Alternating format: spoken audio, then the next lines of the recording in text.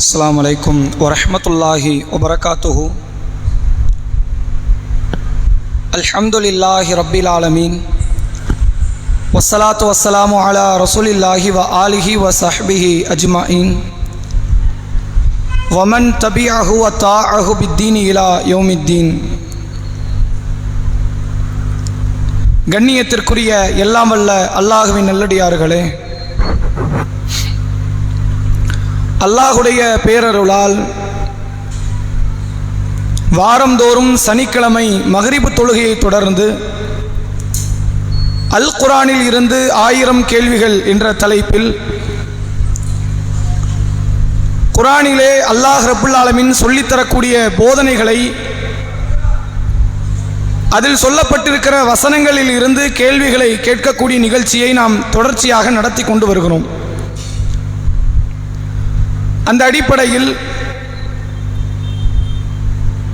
கடந்த வாரத்தில் 27வது கேள்வி வரை நிறைவு செய்யப்பட்டிருக்கிறது. இன்ஷா அல்லாஹ் இந்த வாரத்தில் இருந்து 28வது கேள்வியிலிருந்து நம்ம ஆரம்பிப்போம். இந்த கேள்வி வராத போகாத சகோதரிகளுக்கு நம்ம சொன்னது பக்ராவினுடைய முதல் 50 வசனங்கள். சென்ற வாரமும் அதான் சொல்லியிருந்தோம். இந்த வாரமும் அதே முதல் 50 வசனங்களில் இருந்து மட்டும்தான் கேட்கப்படுகிறது. அப்போ எந்தெந்த வசனங்கள்லேருந்து எடுக்கிறோம் கேள்வியை நம்ம கொடுத்துட்றோம். எந்த வசனங்களில் இருந்து அந்த கேள்விகள் கேட்கப்படுகிறது என்ற தகவலையும் நம்ம கொடுத்துட்றோம். இப்போ எதுக்கு இவ்வளவு லேசாக ஆக்கப்படுது அப்படின்னா, பதில் லேசாக சொல்லிடலாம், அதிலிருந்து விளக்கங்களும் தேவைப்படுகிறது என்ற அடிப்படையில் பதிலோடு சேர்த்து விளக்கங்களை படித்து கொண்டு வரும்படி உங்களை சொல்லியிருந்தோம். இப்போ அந்த அடிப்படையில் அந்த நிகழ்ச்சியை நம்ம ஆரம்பம் செய்வோம். 28வது கேள்வி ஆண்களுக்கு. இணைக்கப்பட வேண்டும் என்று அல்லாஹ் கட்டளையிடும் உறவை துண்டிக்கக்கூடியவர்கள் யார்? கைகளை தூக்குங்க, சொல்லுங்க.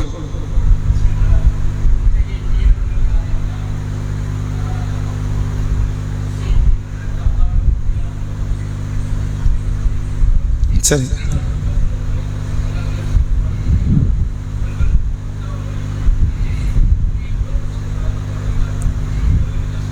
யார் அவங்க? இணைக்கப்பட வேண்டும் என்று அல்லாஹ் கட்டளையிட்ட உறவை முறிக்கக்கூடியவர்கள் யார்? இரத்த சொந்தங்களை முறிக்கிறாங்க, பூமியில குழப்பம் விளைவிக்கிறாங்க, அல்லாஹ்வுடைய உடன்படிக்கையை முறிக்கிறாங்க. இவர்கள் நஷ்டவாளிகள். நஷ்டவாளினா மறுமை தீர்ப்பு. இவங்க யாருன்னு அல்லாஹ் சொல்றான்.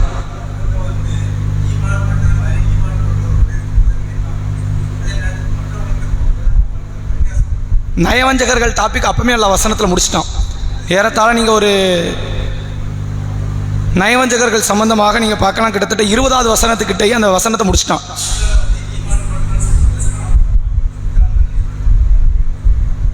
இல்லை, கிடையாது. மீண்டும் அந்த கேள்வி நினைவுபடுத்துகிறேன். இணைக்கப்பட வேண்டும் என்று அல்லாஹ் கட்டளையிட்ட உறவை முறிக்கக்கூடியவர்கள் யார்? அதெல்லாம் சரிதான். அந்த நபர் யாருன்னு அல்லாஹ் அங்கே பட்டி காட்டுறான். இது இந்த காரியம் தீமை தாங்க, செய்யறவன் தீயவன் தான். அல்லாஹ் அதில் என்ன வார்த்தை பயன்படுத்துறான்? இந்த நபர்கள் யாருன்னு அல்லாஹ் என்ன சொல்றான்? அந்த வசனத்தை மட்டும் பார்த்துருந்தோம்னா பதில் கிடைக்காது. முந்தைய வசனம் பிந்திய வசனம் பார்த்துருந்தா பதில் கிடைக்கும். பெண்கள்ல இருந்து சொல்லுங்க. சரி, பாவிகள் என்றுதான் அல்லாஹ் ரப்புல் ஆலமீன் சொல்கிறான். நீங்கள் பார்த்த வசனத்துக்கு முந்தைய வசனம் அல்லாஹ் பேசுகிறான். இன்னல்லாஹ லா யஸ்தஹி ஐ யத்ரிப மஸலம்மா பஊலத்தன் ஃபமா ஃபௌகஹா. போன கேள்வி இந்த வசனத்தை வச்சு தான். அல்லாஹ் கொசுவையோ அல்லது அதைவிட அற்பமானதையோ உதாரணம் சொல்வதற்கு அல்லாஹ் வெட்கப்பட மாட்டான் என்று சொல்லிவிட்டு தொடர்ச்சியாக பேசுகிறான். ஃபம்மல்லதீன ஆமனு, ஈமான் கொண்டவர்கள், ஃபயஅலமூன அன்னஹுல் ஹக்கு மிர் ரப்பிஹிம், இந்த குர்ஆனை அறிந்து கொள்வார்கள், இது அல்லாஹ் கிட்ட இருந்துதான் வந்தது என்பதை அறிந்து கொள்வார்கள்.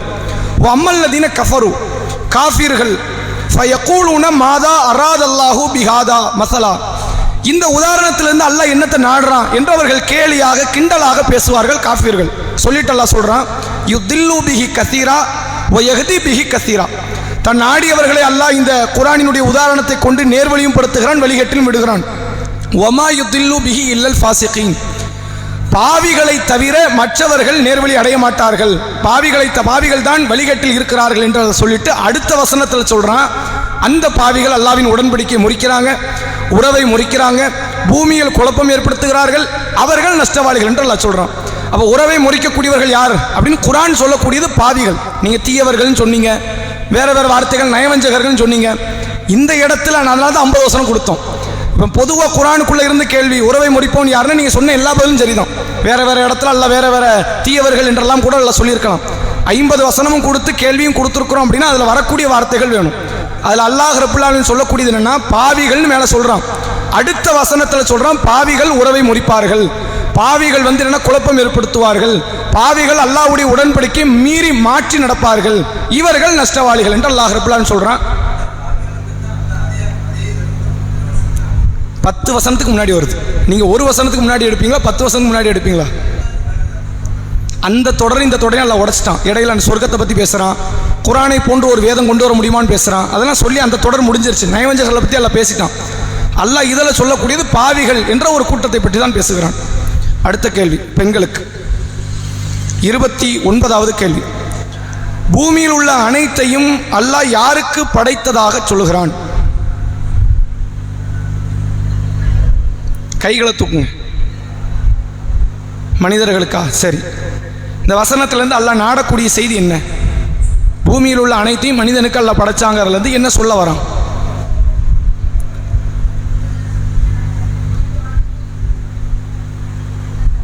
இல்லை, மனிதனுக்குங்கிற பதில் வந்துருச்சு. அதனால் வசனம் மறுபடியும் வாசிக்க வேண்டியது இல்லை. அந்த செய்தியில் இருந்து அல்லாஹ் சொல்ல வரக்கூடிய கருத்து என்ன சொல்லுங்க.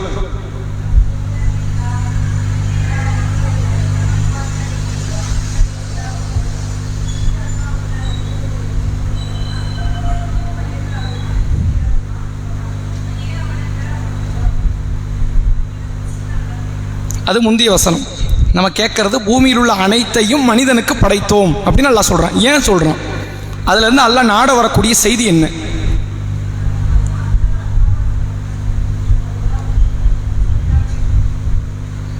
இல்ல வேற, அதாவது நீங்க சொல்ற பதில் ஓரளவுக்கு சரியா இருக்கலாம், நம்ம எதிர்பார்க்கக்கூடிய பதில் வரல. இல்ல, ஆண்கள்ல இருந்து சொல்லுங்க. நான் சொன்ன வசனம் படிச்சிங்களா? இந்த வசனம் 28வது வசனம், 29வது வசனம். ஹுவல்லதி ஹலக்கலக்கும் ஆஃபில் அர்தி ஜமீஆ. பூமியில் உள்ள அனைத்தையும் அவன் உங்களுக்காகத்தான் படைத்திருக்கிறான், பூமியில் உள்ள எல்லாத்தையும் உங்களுக்கு படைச்சிருக்கிறான் அப்படின்னு நல்லா சொல்றான். இந்த வசனத்தில் இருந்து ஒரு முக்கியமான மார்க்க ஷரியத்தை எல்லாம் நினைவாட்டுறான். இல்லை வேற. சரி,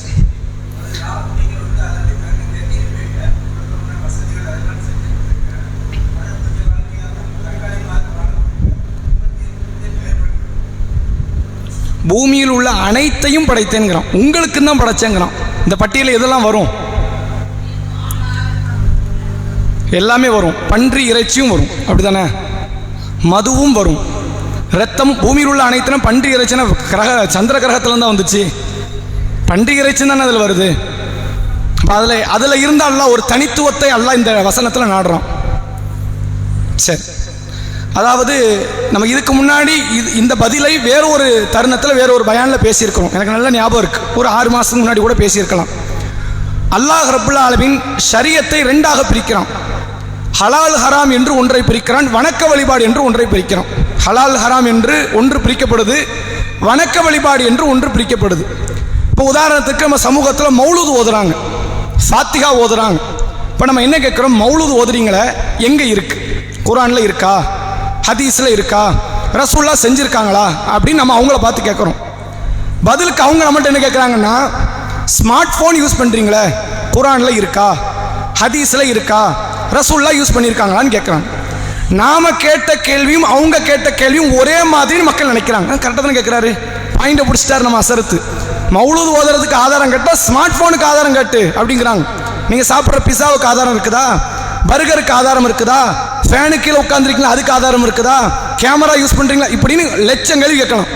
இந்த கேள்வியெல்லாம் கேட்டோன்னே சாமானிய மக்கள் என்ன நினைக்கிறாங்கன்னா, சரியாக கேட்டார் நம்ம அஜரத்து, பாயிண்ட் பிடிச்சிட்டாரு, அப்போ பதில் கிடையாது, அப்போ நம்ம மௌலூது ஓதலாம், கரெக்டு தான், ஃபாத்திஹா ஓதலாம் அப்படின்னு நினைக்கிறாங்க.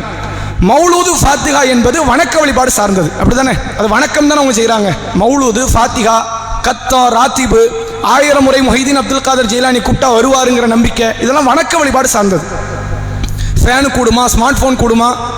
நம்ம ஃபோன் வச்சிருக்கிறது கூடுமா? பன்றி கறி கூடுமா, அது கூடுமா, இது கூடுமான்னு கேட்குறோமா, இதெல்லாம் எது ஹலால் ஹராம் சார்ந்தது. இந்த ரெண்டுக்கு எப்படி கேள்வி கேட்கணும் அப்படின்னா, ஹலால் ஹராம் சார்ந்ததுல இது ஹலாலுங்கிறதுக்கு ஆதாரம் இருக்கான்னு கேட்கவே கூடாது. முசல்லா வச்சிருக்கீங்களே, ஹலாலுங்கிறதுக்கு ஆதாரம் இருக்குதா, டேபிள் இருக்குதே, ஹலாலுங்கிறதுக்கு ஆதாரம் இருக்குதான்னு கேட்கக்கூடாது. இப்படி கேட்டால் லட்சம் கேள்வி கேட்டுக்கிட்டே இருக்கலாம், கோடி கேள்வி கேட்கணும். இதுல என்ன கேட்கணும், ஹலால் ஹராம்ல ஹராமுக்கு மட்டும்தான் ஆதாரம் கேட்கணும்.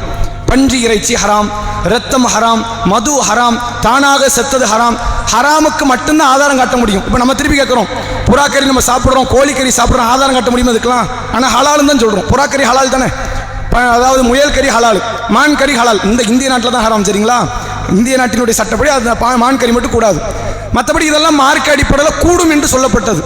அப்போ ஹலால் ஹராமில் எப்படி கேள்வி கேட்கணும் அப்படின்னா, எது ஹராம் என்று மட்டும்தான் கேட்கணும். இது ஹராமா அப்படின்னு கேட்கணும், ஹலாலான்னு கேட்கக்கூடாது. அது ஹலால் என்பதற்கு ஆதாரம் இருக்குதான்னு கேட்கக்கூடாது. வணக்க வழிபாடு என்று வரும்போது எப்படி கேட்கணும், இதே மாதிரி அங்கே கேட்க முடியாது. எப்படி கேட்க முடியாது, மௌலூது கூடாது என்று குரானில் இருக்குதான்னு கேட்பாங்க. மௌலூது கூடாதுன்னு குரானில் காட்ட முடியுமா?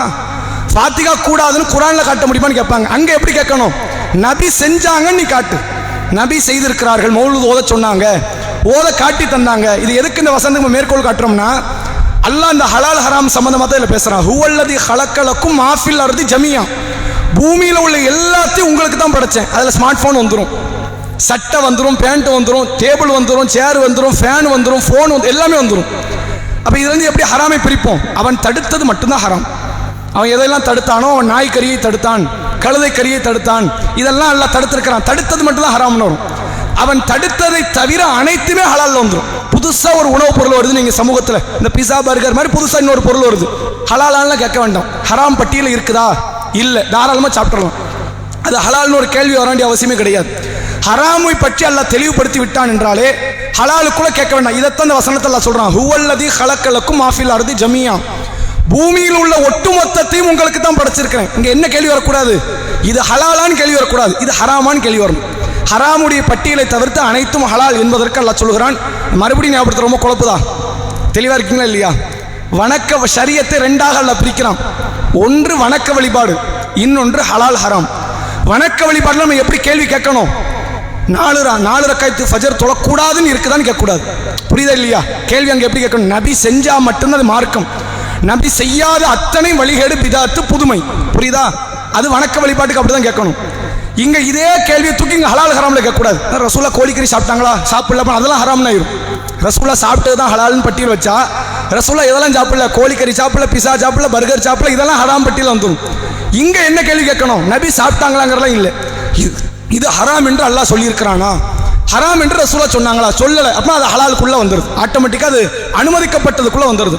அதைத்தான் அல்லாஹ் இந்த வசனத்தில் சொல்றான். மறுபடியும் சொல்றான், ஹுவல்லதி ஹலக்கலக்கும் மாஃபில் அர்தி ஜமியா, பூமியில் உள்ள அனைத்தையும் உங்களுக்குத்தான் படைத்திருக்கிறேன் என்று அல்லாஹ் சொல்வதில் இருந்து ஹலால் ஹராம் சம்பந்தம் எப்படி கேட்கணும், இது ஹராமான்னு கேட்கணும். ஹராம் பட்டியலுக்குள்ள இல்லை அப்படின்னா அது ஆட்டோமேட்டிக்கா அது ஹலால் தான் என்பதை அல்லாஹ் இந்த வசனத்தின் வாயிலாக நினைவுபடுத்துறான். சரி, நீங்க எதிர்பார்த்துட்டு வந்த பதில் இல்லைன்னு. அடுத்த கேள்வி ஆண்களுக்கு.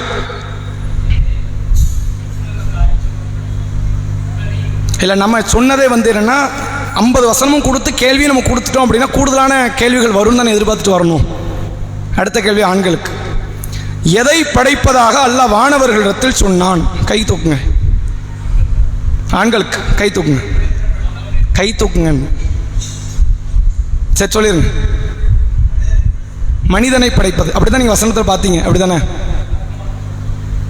விளக்கம் நீங்களே சொல்லுங்க. இல்லை, யாரும் இல்லை, சொல்லுங்க. எனது பிரதிநிதின்னு வருது அந்த வசனத்தில், அப்படிதான் வருது. எடுங்க, தர்ஜுமா எடுங்க பார்ப்போம். எனது பிரதிநிதின்னு வருதா? அப்படி வரல. அல்லாஹ் வானவர்களிடத்தில் எதை படைப்பதாக சொன்னான்? வழித்தோன்றல்கள். அப்படின்னா என்ன அர்த்தம்?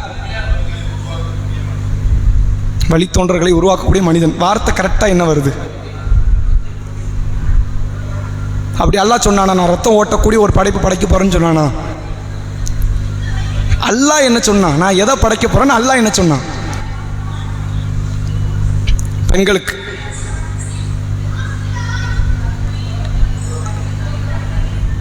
பூமியில் வழித்தோன்றல்கள், அப்படியா? அப்படின்னா என்ன அர்த்தம்? அது அந்த பதில் ஆல்ரெடி உங்க சொல்லிட்டாங்க.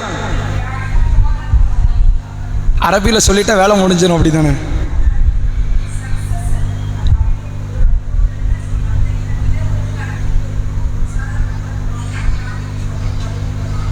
சரி, அதான் சரியான பதில்.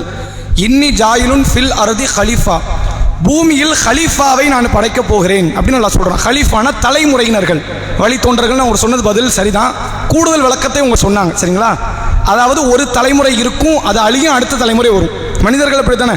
ஆதம் அலைஹிஸ்ஸலாம் இப்போ வரைக்கும் துனியாவில் இருக்காங்களா? கிடையாது. எந்த நபியுமே இல்லை. ஈசா நபி கூட உயர்த்தப்பட்டாங்க தவிர மற்ற எல்லா நபியும் மௌத்தாயிட்டாங்க. நமது முன்னோர்கள் ஒரு 4 தலைமுறைக்கு முன்னாடி உள்ளவங்க கூட அந்த துனியாவில் இல்லை. வருவாங்க, கொஞ்ச நாள் வாழ்வாங்க, பிள்ளைகளை பெற்றெடுப்பாங்க, அவங்க மௌத்தாயிருவாங்க. அடுத்து வந்த பிள்ளைகள் மறுபடியும் வளர்வார்கள், வாழ்வார்கள், அவங்க பிள்ளையை பெற்றெடுப்பாங்க, அடுத்து அவங்க மௌத்தாயிருவாங்க. இதுக்கு பேர் தான் ஹலீஃபா. ரசூல்லா கூட வந்துன்னா அந்த ஹலீஃபாவுக்கு வந்து பிரதிநிதி என்ற ஒரு வார்த்தை உண்டு, தலைமுறை என்ற ஒரு வார்த்தை உண்டு. ரசூல்லா மௌத்தானதுக்கு அப்புறம் அபூபக்கருக்கு பேர் என்னது? ஹலீஃபா. அபூபக்கர் மௌத்தானதுக்கு அப்புறம் உமர் வருகிறார் ஆட்சியாளராக, அவர் ஹலீஃபா. ஹலீஃபா என்றால் அந்த இடத்துல இன்னொருத்தர் வந்து தன்னுடைய ஆளுமையை நிலைநாட்டுவதற்கு பேர். அப்ப அல்லாஹ் என்ன சொல்றான்னா, மனிதனை படைக்கிறேன்னு நான் சொல்லலை, ஹலீஃபாவை படைக்க போகிறேன் அப்படின்னு அல்லாஹ் சொல்றான். ஒரு தலைமுறை இருக்கும், அவங்க இந்த பூமியை ஆட்சி செய்வார்கள். அவங்க அப்படித்தானே, மனிதர்கள் கையில் தானே அந்த பூமி இருக்கு. யானை கையில் பூமி இல்லையே. யானையை நம்மளை அடக்கிக்கிட்டு இருக்கு இல்லை, புலி நம்மளை அடக்கிட்டு இருக்கா, புலியை தான் நம்ம அடக்கிக்கிட்டு இருக்கிறோம். எல்லா ஜீவனும் நமக்கு கீழே இருக்கும், மனுஷன் மட்டும்தான் மேலே இருக்கிறோம். எந்த ஜீவனுமே இங்கே வந்து தன்னுடைய ஆளுமையை காட்ட முடியாது. அப்போ மனிதன் ஆட்சி கீழே தான் இந்த பூமி இருக்கிறது. ஒரு தலைமுறை ஆட்சி செய்கிறது, அது மௌத்தாவது, அடுத்த தலைமுறை வருது, மீண்டும் இந்த பூமியை ஆட்சி செய்கிறது. மனிதனுடைய ஆளுமையின் கீழ் தலைமுறை தலைமுறையாக இந்த பூமி வழிநடத்த போகிறது. அதைத்தான் அல்லாஹ் சொல்றான், இன்னி ஜாயிலுன் ஃபில் அர்தி ஹலீஃபா, பூமியில் தலைமுறையினர்களை நான் படைக்க போகிறேன். அடுத்தடுத்த ஜெனரேஷன் உருவாக்கிட்டே இருப்பாங்க. இதுக்கு முன்னாடி இந்த வார்த்தையை எல்லாம் சொல்றதுக்கு முன்னாடி அப்படி ஒரு பெரிய அளவிலான படைப்பு இல்லை. ஜின்கள் கூட இருந்தாங்க, வானவர்கள் இருந்தாங்க. வானவர்கள் அவங்கள உற்பத்தி பண்ண முடியுமா? கிடையாது. அவங்களுக்கு திருமண உறவும் கிடையாது, குழந்தை பெற்றுக்கொள்ளக்கூடிய அந்த காரியங்கள் செட்டிங்ஸே எல்லாம் வைக்கல. பூமிக்கான ஒரு தலைமுறையினர்கள் இவங்க. எப்படின்னா அடுத்தடுத்த படைப்பை அவங்களே உற்பத்தி பண்ணிக்குவாங்க. இப்போ நீங்கள் 10 ஸ்மார்ட் ஃபோன் வச்சுருக்கீங்க, ரெண்டும் சேர்ந்து பிள்ளை கொட்டி பெற்று அடுத்த ஒரு ஸ்மார்ட் ஃபோன் வருமா? வராது. ஒரு ஆடை உற்பத்தி பண்ணுமா? பண்ணாது. எந்த ஒரு பொருளுமே அதுவாக இணைந்து இனப்பெருக்கத்தை செய்யாது. நான் இனப்பெருக்கம் செய்யக்கூடிய ஒரு கூட்டத்தை படைக்க போகிறேன் அப்படின்னும் அல்லாஹ் ரப்புல் ஆலமீன் அந்த வார்த்தையை பயன்படுத்தினா அதில் வரக்கூடிய வார்த்தை ஹலீஃபா. மனிதன் அல்லாஹ் சொல்லவே இல்லைங்க, நான் மனுஷனை படைக்க போகிறேன். அதுக்கு மனுஷனும் பேரை அடுத்து பின்னாடி தான் வைக்கிறோம். பூமியில் தலைமுறை தலைமுறையாக உருவாகக்கூடிய ஒரு கூட்டத்தை அல்லாஹ் படைப்பதாக இந்த வசனத்தில் அல்லாஹ் சொல்கிறான். அடுத்த கேள்வி பெண்களுக்கு. மனித படைப்பை வானவர்கள் எப்படிப்பட்டவர்களாக கருதினார்கள்? அவங்களுடைய மைண்ட் செட் என்னவா இருந்துச்சு? குழப்பம் ஏற்படுத்துவார்கள் மனிதர்கள். அல்லாஹ் சொன்ன அந்த ஹலீஃபாங்கிற அந்த படைப்பு குழப்பம் ஏற்படுத்துவார்கள். அடுத்து என்ன செய்வாங்க?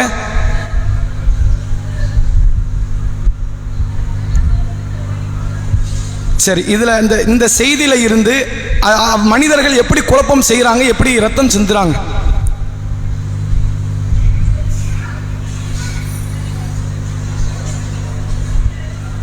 சரி,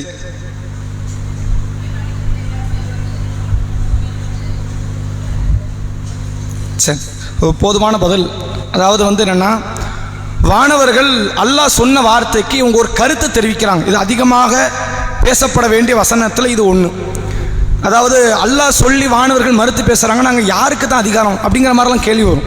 ரப்புக்கு மட்டும்தான் எல்லா காலத்திலும் அதிகாரம். வானவர்களுக்கோ நபிமார்களுக்கோ யாருக்குமே அதிகாரம் கடுகுமணி அளவிற்கு கூட அல்லாஹ் தர போகிறது கிடையாது. சஜ்ஜஸ் கொடுக்குறாங்க. அல்லாவை பொறுத்த வரைக்கும் சஜ்ஜஸ் ஷைத்தான்ட்ட கூட அல்லாஹ் கேட்க தான் செய்வான். ஷைத்தான்ட்ட கூட அல்லாஹ் என்ன செய்வான்? சஜ்ஜஸ் கேட்பான். ஆரம்பத்தில் இப்லீஸ் கிட்ட அல்லாஹ் கேட்க தான் செஞ்சான், நீ ஏன் அல்லாஹ் ஆதமுக்கு நீ சுஜூது செய்யலை அப்படின்னு அல்லாஹ் கேட்க தான் செஞ்சான். அப்போ சஜ்ஜஸ் கேட்கறதுக்காக அல்லாஹ் வானவர்களை நிறுத்தி நான் பூமியில் ஒரு தலைமுறையினர்களை படைக்க போறேங்கிறது உறுதி. நீங்கள் சொன்னங்கிறலாம் மாற்ற போகிறதுலாம் கிடையாது. உங்கள் கருத்தை சொல்லுங்க, அதில் வார்த்தை வரல, அதை எதிர்பார்த்து அல்லாஹ் ரப்புல் ஆலமீன் வானவர்கள்ட்ட கேட்குறான். இப்போ வானவர்கள் பொறுத்த வரைக்கும் அல்லாஹ் கற்றுக் கொடுத்ததை தவிர எதுவுமே அவங்களுக்கு தெரியாது. அவங்கள பொறுத்த வரைக்கும் பிளாங்க் தான். அல்லாஹ் என்ன சொல்லி கொடுக்குறான்னு அது மட்டும்தான் அவங்களுக்கு தெரியும். அதை தாண்டி எதுவுமே அவங்களுக்கு தெரியாது. இப்போ அதனால் அந்த மாணவர்கள் என்ன சொல்கிறார்கள் என்றால், அத்தஜாலு ஃபீஹா மை யுஃப்ஸிது ஃபீஹா வ யஸ்ஃபிகு திமாஅ, நீ பூமியில் குழப்பம் ஏற்படுத்த போகிற, ரத்தம் சிந்த போகிற கூட்டத்தையா நீ படைக்க போற அப்படின்னு ஆதம் அலைஹிஸ்ஸலாம் வரதுக்கு முன்னாடி மனித படைப்பு உருவாவதற்கு முன்பாகவே மனிதர்களை பற்றி யதார்த்த வார்த்தை, அந்த வார்த்தை தப்பே கிடையாது, உண்மையிலே அது நடந்திருக்கு. என்ன நடக்காத குழப்பம்னு என்ன அர்த்தம்? நான் தான் வாழணும், இன்னொருத்தர் வாழக்கூடாதுங்கிற எதிர்பார்ப்பு எல்லா மனுஷன்ட்டையும் உண்டு. இதுதான் அந்த குழப்பம். பொறாமை, போட்டி, வன்மம், எல்லா விதமான குரோத எண்ணம் இது யார்கிட்ட உண்டு? மனிதர்கள்ட்ட உண்டு. அதனால தான் அல்லாஹ் சொர்க்கத்துக்கு அனுப்பும் போது மனிதர்கள் என்ன செய்வாங்கிறான்? அந்த குழப்ப சிந்தனை, அந்த குரோத எண்ணத்தை கலட்டிட்டு தான் மனிதனை சொர்க்கத்துக்குள்ள அனுப்புவேங்கிறான். அப்ப எல்லா மனுஷன்ட்டும் உண்டு, நபிமார்கள் கூட. ஆனால் அவர்கள் அதை அடக்கி கொண்டு தன்னுடைய ஈமானிய உணர்வோடு, இரையச்ச உணர்வோடு நடந்து கொள்வார்கள். இவ்வளவுதான விஷயம். தவிர எல்லா மனிதன்ட்டும் என்ன உண்டு? அந்த குரோத எண்ணம் உண்டு, வன்ம புத்தி உண்டு. அடுத்தவனை தாழ்த்தி விட்டு நாம உயர்ந்தரணும் அப்படிங்கிற எண்ணம் உண்டு. நான் வாழ்ந்து விட்டால் போதும், இன்னொருத்த செத்தாலும் எனக்கு பிரச்சனை இல்லை. இந்த குழப்ப புத்தி ஆட்ட உண்டு, மனிதன்ட்டு உண்டு. அப்ப இப்படிப்பட்ட மனிதனை படைக்க போறியா? அப்புறம் எஸ்பி குத்திமா, ரத்தம் சிந்துவார்கள். அவன் அந்த பொறாமை உள்ளத்துல என்ன செய்வான்னு கேட்டால், இன்னொருத்தனை அழிக்க கூட அவன் துணிய மாட்டான். அவன் அது கஷ்டப்பட மாட்டான். துணிச்சலா என்ன செய்வான்? தனது சகோதரனையும் கொள்ளுவான், தாயும் கொள்ளுவான், மனைவியும் கொள்ளுவான், எல்லாத்தையும் கொள்ளுவான். கொலை செய்வதுங்கிறது அவனுக்கு ஒரு விஷயமே கிடையாது. இன்னைக்கும் நீங்க பாருங்களேன், சட்டம் மட்டும் ஒழுங்கு இல்லைன்னு வைங்க, ஓரளவுக்கு இப்ப இருக்கிற சட்டம் ஒழுங்கு இல்லை, யாரை யாரும் குத்திக்கிட்டு சாவலாம் அப்படின்னா இதை விட இன்னும் கொலைகள் அதிகமாகும். ஒரு காலத்தில் அமெரிக்காவில் ஒரு குறிப்பிட்ட மாகாணம், அந்த மாகாணத்தில் பர்ஜின்னு சொல்லி ஒரு விழா உண்டு.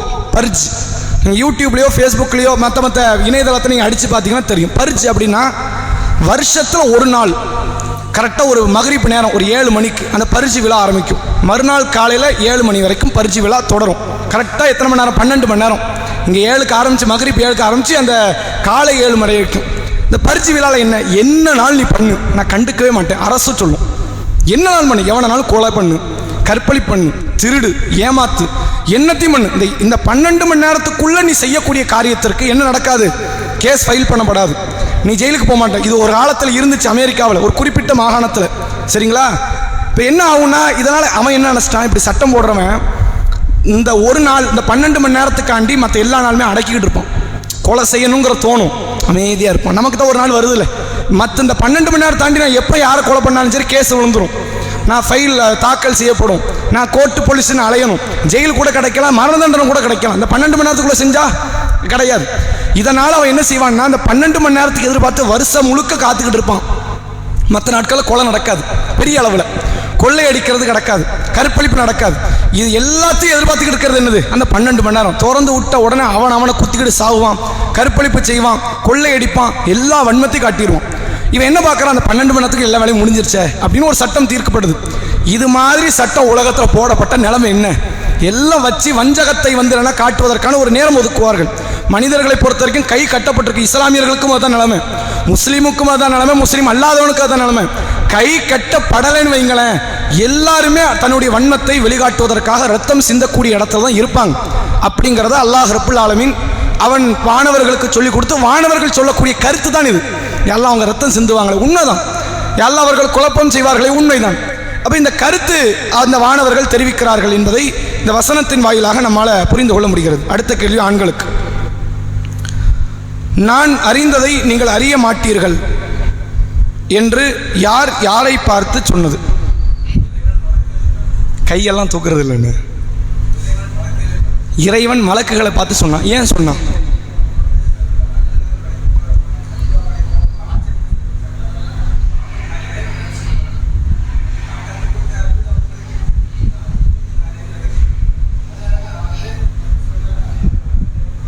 இது வார்த்தைக்கு அர்த்தம். நான் அங்கே சம்பந்தம் இல்லாமல் அந்த இடத்துல அல்ல, ஏன் அந்த வார்த்தையை பயன்படுத்துகிறேன்? இப்போ இந்த வார்த்தையை சொல்கிறதுனால மனிதர்கள் யாரும் குழப்பமே பண்ணலையா, ரத்தம் சிந்தலையா?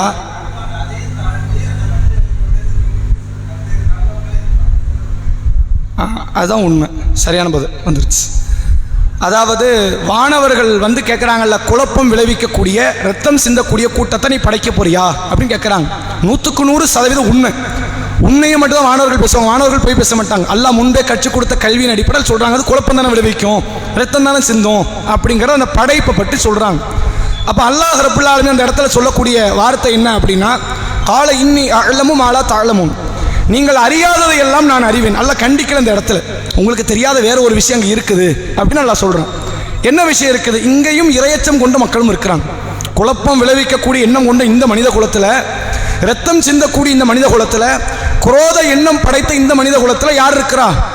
இரையச்சவாதிகள், கொஞ்சம் துளிர் விடக்கூடிய மக்களும் இங்கே இருக்கிறாங்க. இந்த இரையச்சவாதிகள் கையில் ஆயுதத்தை கொடுத்து இந்த மாதிரி பரிச்சு விழான்னு ஒன்று வச்சா கூட அவன் குத்த மாட்டான். இவன் என்ன செய்ய மாட்டான்? யாருமே பார்க்கலடா விபச்சாரம் பண்ணணும் பண்ண மாட்டான், யாருமே பார்க்கல திருடுனா திருட மாட்டான், யாருமே பார்க்கல உன் கேஸே கிடையாது கொலை பண்ணுனா கொலை பண்ண மாட்டான். அந்த இரையச்சவாதிகள் சொற்பமாக மக்கள் இந்த சமூகத்தில் இருக்காங்கல்ல, இந்த மனித குலத்தில், அந்த மக்களுக்காகத்தான் இந்த படைப்பையே அல்லாஹ் படைக்கிறான். மனித குலத்தை படைச்சதுக்கு குழப்பம் விளைவிக்கக்கூடிய கூட்டத்தை எல்லாம் படைப்பது. அங்கிருந்து சில மக்கள், நல்ல மக்கள், நபிமார்கள், அந்த நபிமார்களுடைய கொள்கை கோட்பாடுகளை கடைபிடித்து வாழக்கூடிய நல்ல மக்கள் இரையச்சவாதிகள்.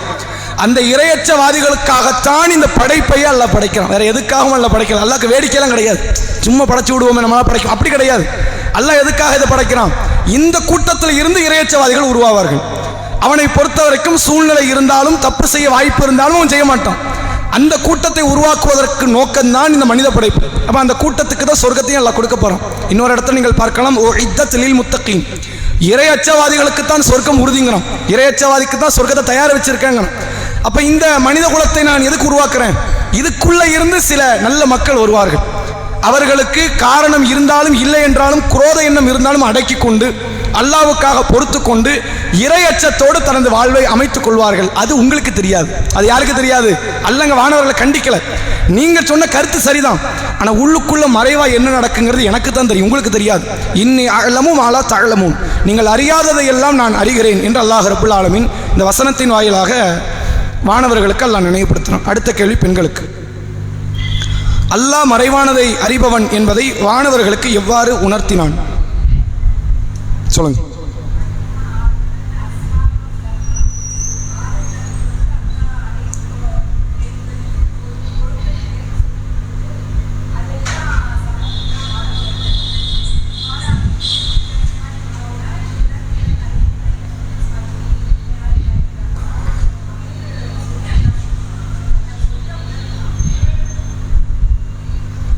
இதை வச்சு என்ன உணர்த்துதல்?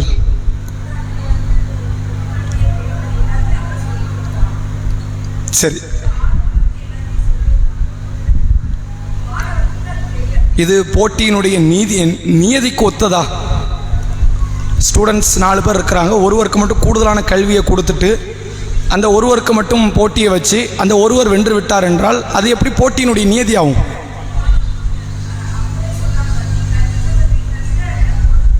ஆமாம், கரெக்டாக தானே சொல்கிறாங்க. நீ கற்றுக் கொடுத்தது தவிர எங்களுக்கு ஒன்றும் தெரியாது இல்லை. ஆதம் நபிக்கு கூடுதலான எஜுகேஷன் நீ கொடுத்துட்டு எங்களுக்கு குறைவான எஜுகேஷன் கொடுத்துருக்குற, அதானே உண்மை.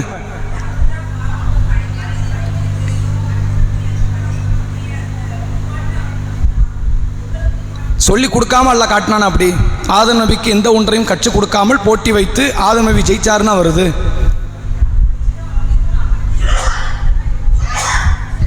வசனம் அப்படி இருக்குது, அதுக்கான கருத்து என்னன்னு கேட்குறேன்.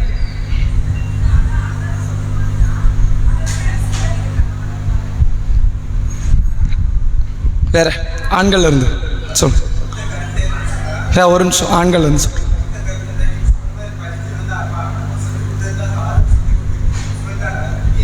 சரி, சரி சரி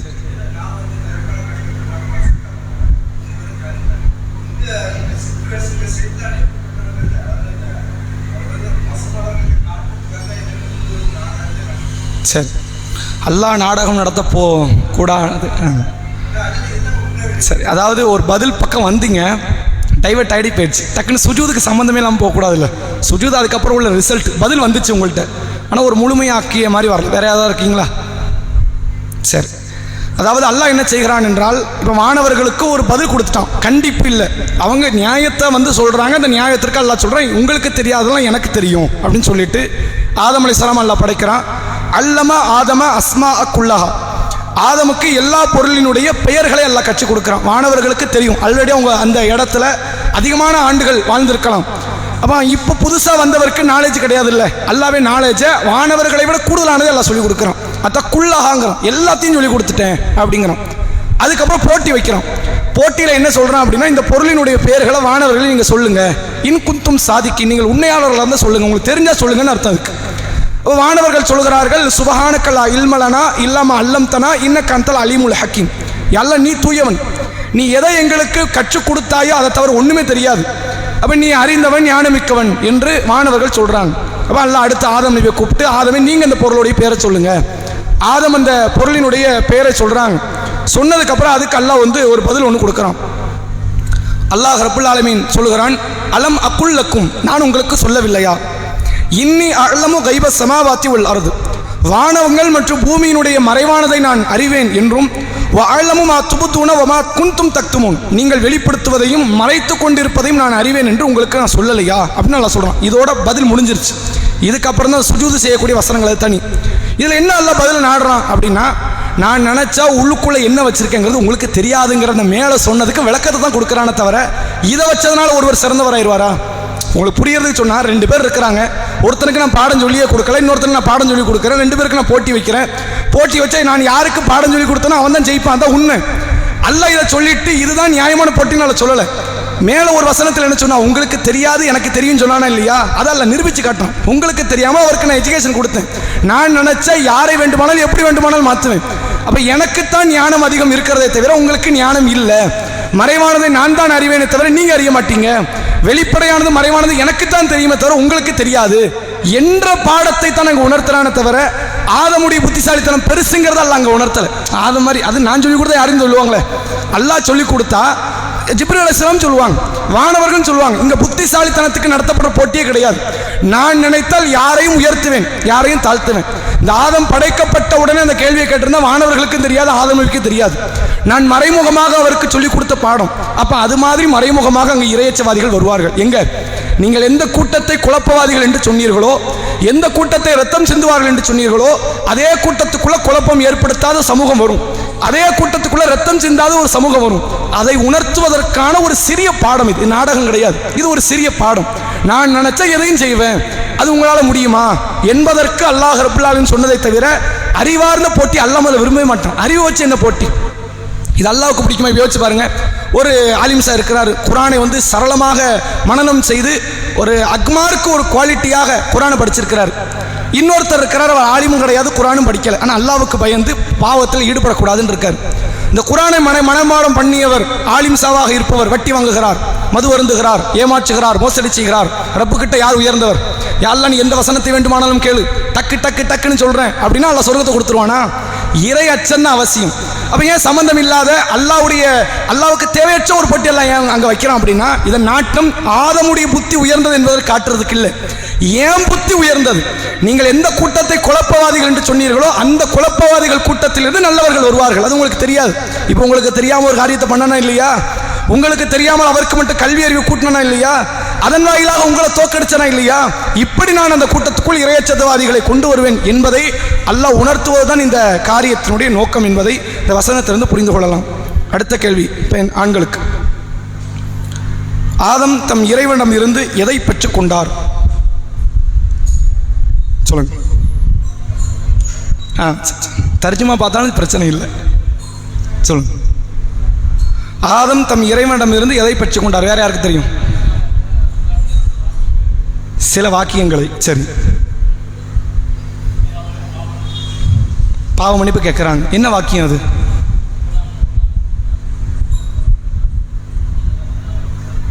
நல்லா தெரியுமா? இதானா இல்லை வேற எதுவும் வாக்கியங்களா?